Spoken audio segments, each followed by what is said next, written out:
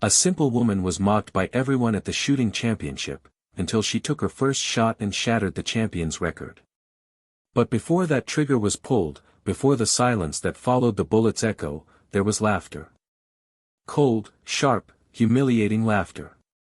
She had barely stepped onto the floor when a man with a clipboard, wearing an official badge, waved her over with a look of annoyance and said loud enough for the crowd to hear, "Ma'am, if you're here to clean up, the trophy room's that way.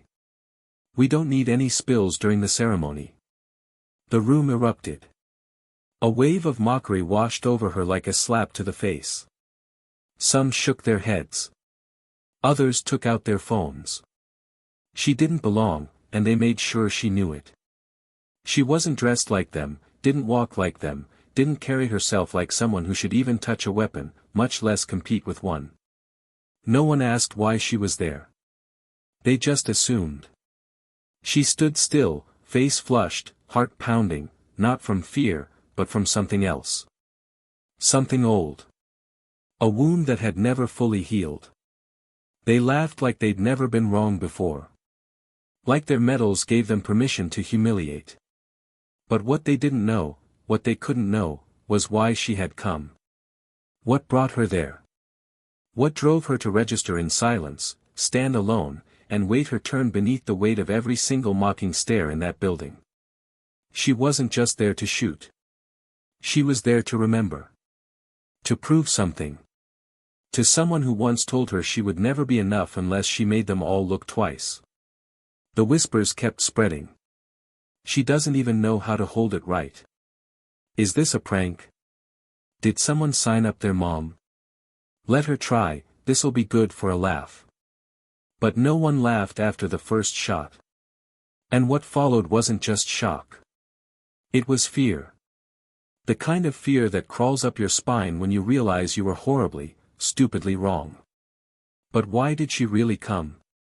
What secret was buried beneath that silence, that made her eyes so focused and her hands so steady? And what truth would come to light once the dust settled and the scoreboard blinked out a name that none of them had expected? What if the woman they laughed at, carried the blood of the very man they all once worshipped? And more importantly, what will they do when they find out who she really is? Before we begin, I just want to say, you're about to hear a story that might just stay with you for a long time. So grab a seat, take a breath, and get ready. Don't forget to subscribe to the channel Hope Threads. Now, let's begin. Her name was Emily Carter, and for most of her life, that name hadn't meant much to anyone outside the dusty outskirts of Missoula, Montana. She was the type of woman people overlooked in crowds, the kind that went about her business quietly, with a subtle dignity that often got mistaken for passiveness. She worked part-time as a cashier at the local hardware store and picked up extra hours cleaning offices after sundown. Her days were filled with monotony and her nights with silence, except for the familiar creak of floorboards and the soft murmur of a radio tuned low in the kitchen. She lived alone in a small one-story house on the edge of town, a place where the pine trees reached high above the cracked shingles and the gravel road outside was more pothole than pavement. From the outside, there was nothing extraordinary about Emily, but that was the point. She never tried to be seen. She was, in every visible way, ordinary. And that's exactly why no one saw it coming. Missoula had its charm, but for someone like Emily, it held memories more than promises. Her neighbors were friendly in that distant, polite way small towns often are, warm smiles, surface-level conversations, never digging deep enough to know what someone truly carried behind their eyes. Emily didn't offer much, and no one really asked. But there was a heaviness about her, a stillness that didn't feel lazy, but deliberate. She moved like someone who was holding something in, like a story just barely locked beneath the surface. The only thing slightly out of place in her home was an old, polished wooden box on top of a shelf that looked far too aged to fit in with the rest of her modest decor. Inside was something no one had seen in years. And no one would have believed it belonged to her. The annual Northwest Precision Shooting Invitational was a prestigious event in that part of the country. It was held every year in Billings, drawing in law enforcement officers, former military, sports shooters, and wealthy hobbyists with tactical gear that cost more than Emily made in a month. This wasn't the kind of competition where you signed up just for fun. There were sponsorship deals, prize money, and reputations on the line. People came dressed for war, not sport. The firing range was state-of-the-art, situated on the outskirts of the city, surrounded by acres of cleared land and shielded by high barriers to block the wind. Everything about it was crisp, orderly, and intimidating. Emily arrived with little more than a canvas duffel bag slung over her shoulder and a crumpled registration form she'd printed at the public library. She wore faded jeans, a plain gray shirt, and a worn denim jacket that had clearly seen better days. Her boots were muddy from the parking lot, and her hair was tied back with a simple elastic band.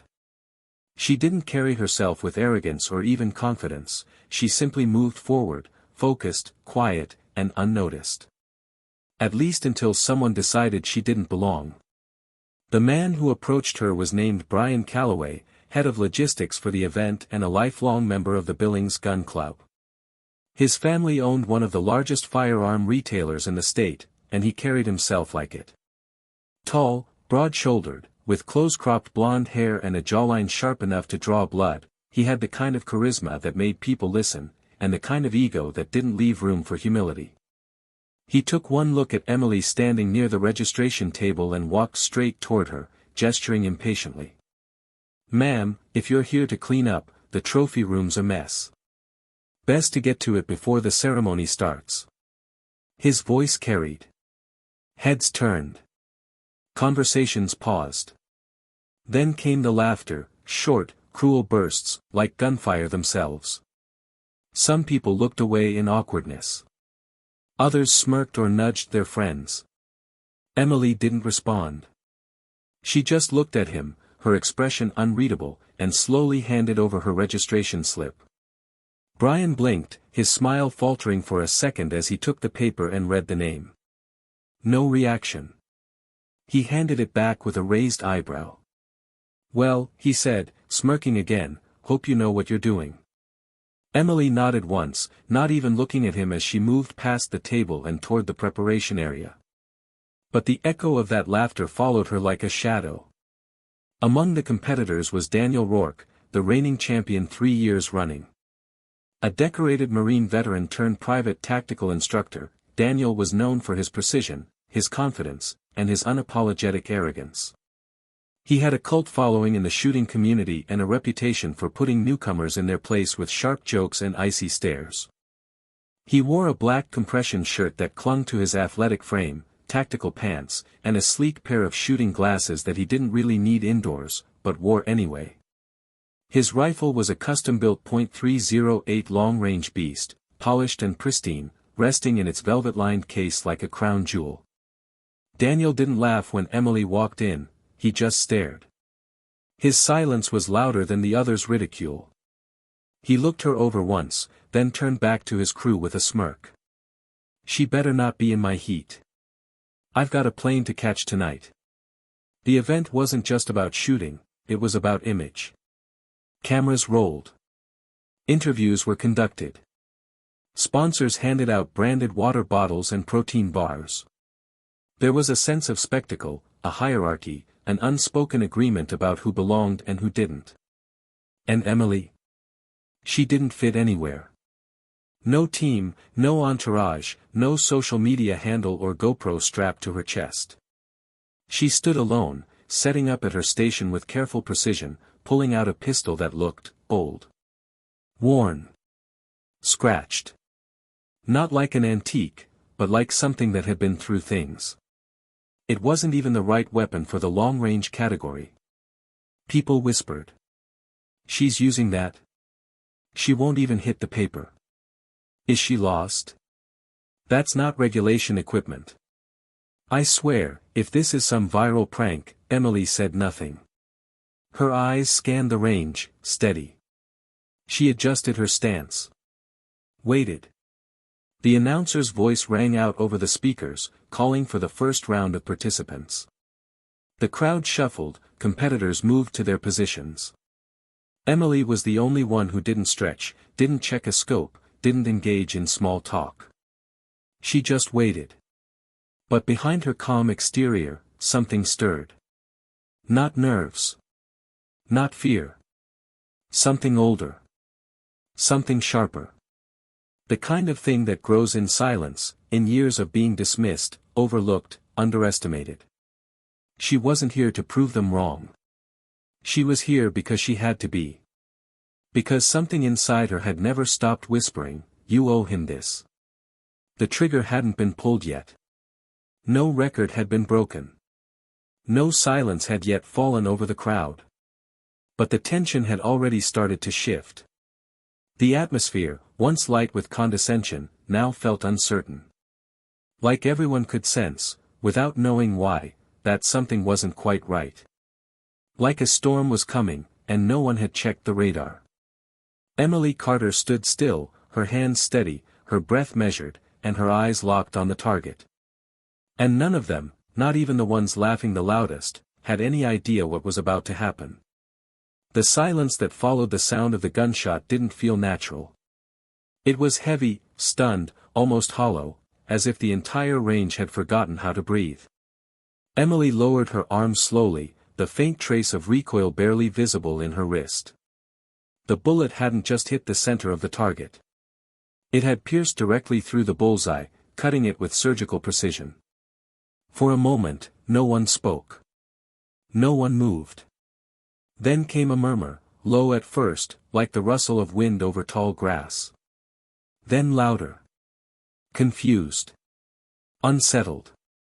Daniel Rourke, who had been leaning against a post with his arms crossed, took off his sunglasses for the first time. His jaw tightened, but he forced a chuckle. "Lucky shot," he muttered, but even he didn't sound convinced. His gaze stayed on the monitor that displayed the score. A perfect 100. No deviation. The bullet hadn't just landed in the center, it had split the mark in a way the sensors had barely registered. A margin so small that the system had to rescan twice before confirming the hit. Emily stepped back without a word. She didn't smile. Didn't gloat. She just moved to the side, waiting. The officials looked at each other, their expressions uneasy. Brian Calloway was already walking toward the range officer with a clipped voice, whispering something. There was an edge of panic in his tone, barely masked by his forced calm. Whatever confidence had carried through his steps earlier was now cracking.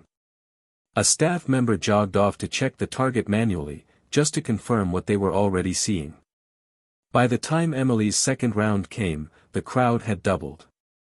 Word had spread fast across the venue, drawing people away from other heats. No one knew her, but now everyone wanted to. Phones were out. Live streams began. Commentators whispered into microphones with unsure tones, fumbling through bios and databases trying to figure out who she was. But she wasn't in any registry. No previous rankings. No affiliations. Just a name. Emily Carter. Unknown. Undocumented. Unexplained. Another shot. Another perfect hit. This time, a few gasps. A hand over someone's mouth.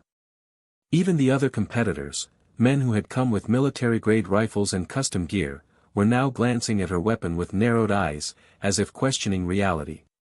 Daniel stepped forward, clenching his teeth.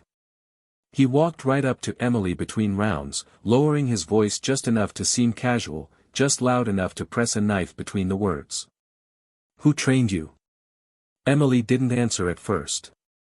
She didn't even look at him. Her hands moved over her pistol, checking it with a calm so precise it looked mechanical. Daniel took a step closer, sharper this time. "You don't get that kind of control from a hobby. That's military grade. Top tier. You weren't on any circuit, not even amateur. So I'll ask again.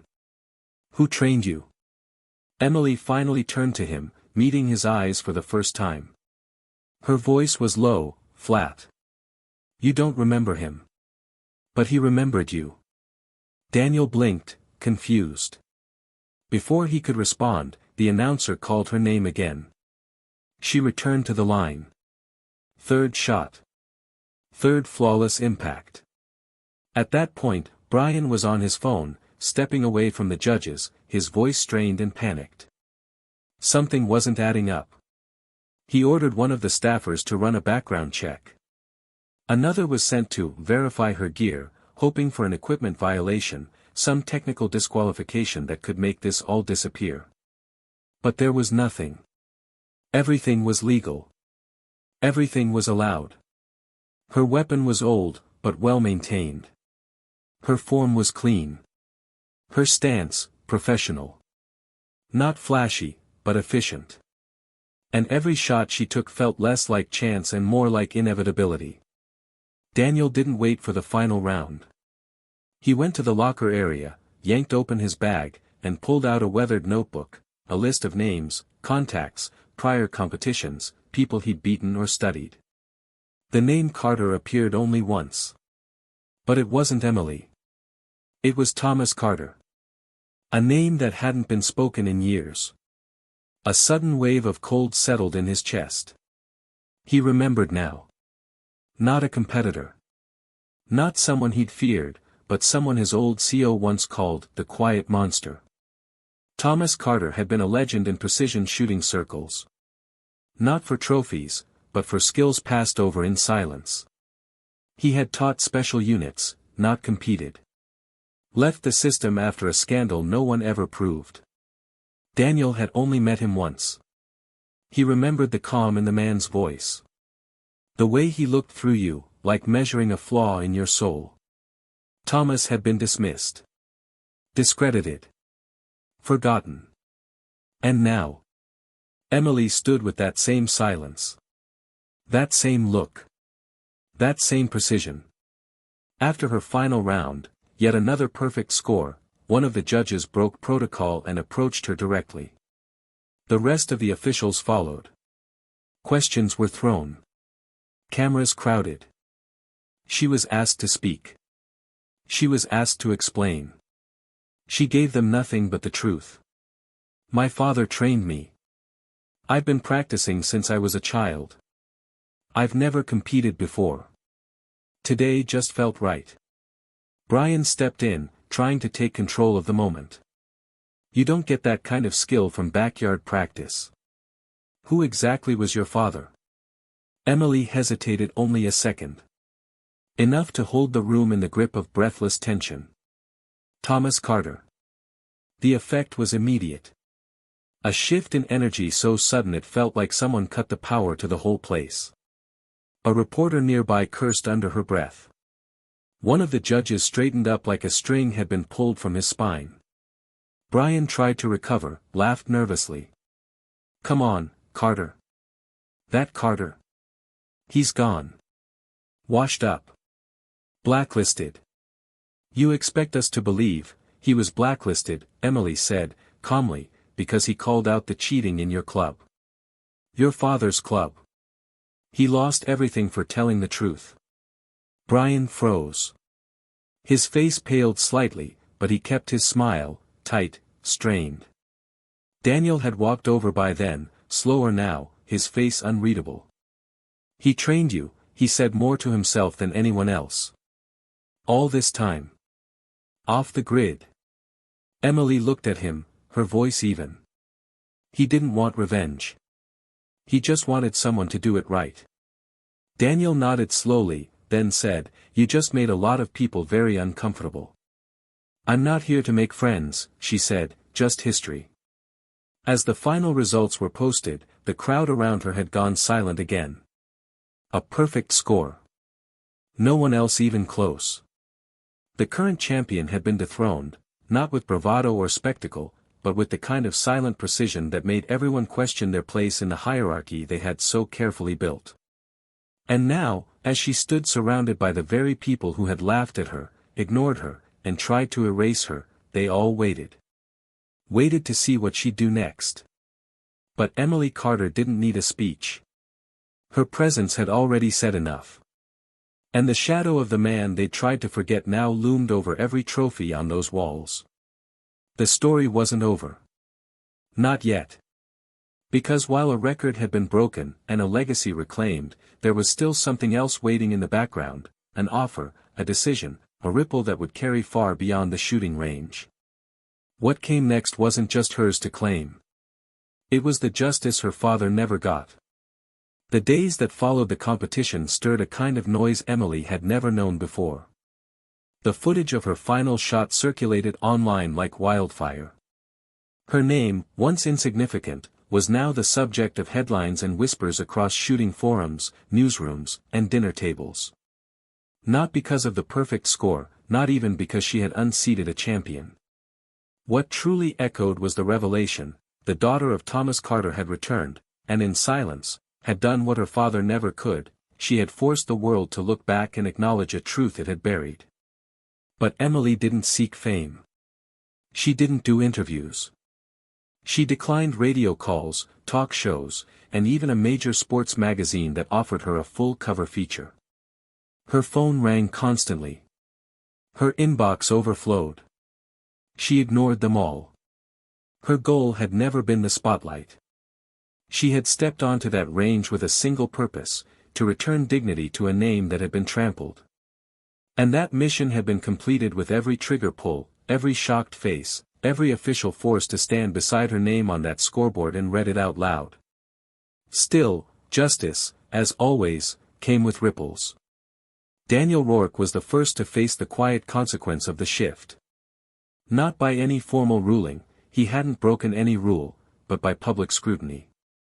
His pedestal, once fortified by arrogance and polished with admiration, began to erode.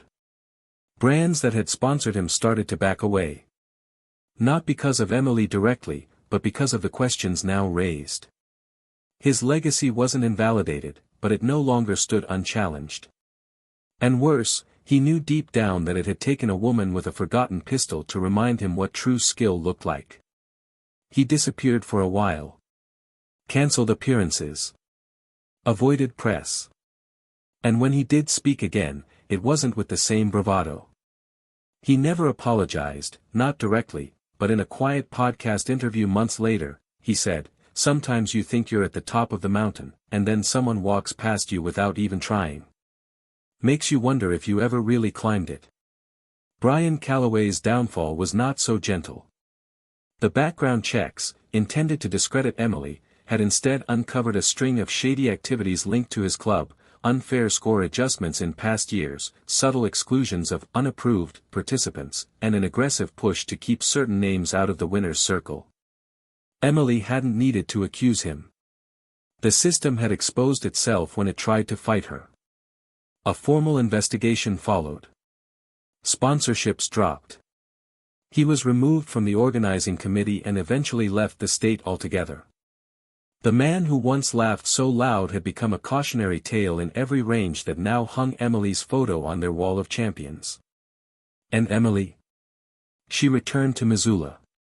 Quietly. Without ceremony. But things didn't return to the way they were. Within weeks, her story had reached a group of educators at a local community center who offered her a proposal: would she consider running workshops for young women interested in competitive shooting? Not just the mechanics, but the mindset. The patience. The dignity. Emily hesitated at first. Teaching was never part of the plan. But she thought about her father, how he had spent his life teaching men how to shoot, how to steady their hands and see clearly through the noise. And how that knowledge had died in silence. She said yes. The classes started small. 5 girls. Then 12. Then 20. She refused to call it a school. It was just a room, a range, and a chance. Some came shy, others angry, some just curious, but all of them left with something real. Not medals. Not records. But an understanding of something deeper: focus, respect, control. Emily taught them to shoot, yes, but more than that, she taught them how not to flinch when the world tried to shrink them. Over time, she allowed herself to accept a few things she had always resisted. She gave one interview, filmed in her home, with the wooden box resting quietly in the background. In it, she spoke of Thomas, not the myth, but the man. The mornings on the back porch, the cracked leather gloves, the stillness between shots. She spoke not of revenge, but of remembrance. Not of competition, but of precision. And she ended with a line that was quoted endlessly in the months that followed: some people shoot to win. Some shoot to forget. I shoot to remember. That line, printed across posters and recited in classrooms, marked the shift. Shooting, for many, had always been a sport of noise, fire, impact, celebration. Emily made it something else. Something silent. Sacred. The final piece of the puzzle came quietly one day, in the form of a letter delivered to her door. No return address. Inside was a folded document and a small card. The card had only a handwritten sentence: "What he lost, you reclaimed." The document was an official certificate. Her father's record, once stricken from the National Registry, had been reinstated. No press release. No headlines. Just justice. Quiet and complete. Emily framed it and placed it beside the old wooden box. Years passed. Emily's students grew in number and age. Some went on to compete. One even joined the military. None of them chased trophies. They carried her lessons in how they stood, how they spoke, how they didn't let noise rattle them. Emily became a name that meant something, not because of one perfect score, but because of the silence that followed, and how she held it. And though she never sought revenge, those who had tried to silence her father now had to live with the echo of his legacy in every range that spoke her name. So what does this story mean, for you, listening now? Maybe you felt like Emily. Maybe you've walked into rooms where people assumed you were nothing, where they laughed before you even had a chance to speak. Maybe you've been underestimated, ignored, talked over. Maybe someone tried to erase what you loved, or who you came from. And maybe, just maybe, you've carried a quiet promise inside you too. One that no one else saw, but you never forgot. This story isn't just about a woman who shot better than anyone expected. It's about restraint. It's about silence. It's about how dignity doesn't need noise to be heard. Sometimes, the loudest thing in a room is the person who says nothing, who lets their actions speak for the pain they carried, for the truth they remembered, and for the legacy they were never willing to bury. So now I ask you, what do you carry in silence? What story do you have that's waiting for the right moment to be heard? Let me know in the comments. And if this story moved you, if you felt something stir in your chest the way Emily felt it in her hand when she lifted that pistol, then don't forget to subscribe to Hope Threads for more stories that remind us that justice, though quiet, always finds its voice. And if you haven't yet, leave a like. It helps more people find these stories, people who might just need them as much as you did.